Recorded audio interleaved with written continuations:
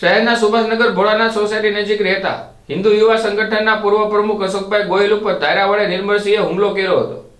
ભાવનગર શહેરના સુભાષનગર ભોળાનાથ સોસાયટી નજીક રહેતા હિન્દુ યુવા સંગઠનના પૂર્વ પ્રમુખ અશોકભાઈ ગોહિલ દ્વારા પૈસાની લેતી દેતી મામલે ચેક બાઉન્સ થયાની કોર્ટમાં ફરિયાદ કર્યાની દાજ રાખી નિર્મળસિંહ પરમાર દ્વારા ધારિયા વડે અશોકભાઈ ગોહિલ ઉપર હુમલો કર્યો હતો। તેને ગંભીર ઈજા પહોંચતા તેને તાત્કાલિક સારવાર અર્થે હોસ્પિટલ ખસેડવામાં આવ્યા હતા। આ બનાવ બનતા લોકોના ટોળા એકઠા થઈ જવા પામ્યા હતા, જ્યારે સમગ્ર ઘટના સીસીટીવી કેમેરામાં કેદ થઈ જવા પામી હતી। શું નામ? અશોકભાઈ ગોહિલ। કઈ જગ્યા રહ્યો? સુભાષનગર ભોળાનાથ સોસાયટી। શું બનાવ થયો કાકા? અમે સુભાષનગર ભોળાનાથ સોસાયટી ચોકમાં ઊભેલા હતા, ત્યાં નિર્મળસિંહ પરમાર કરીને આવીને સીધો એની ધારિયાનો ઘા કર્યો। મારવાનું કારણ?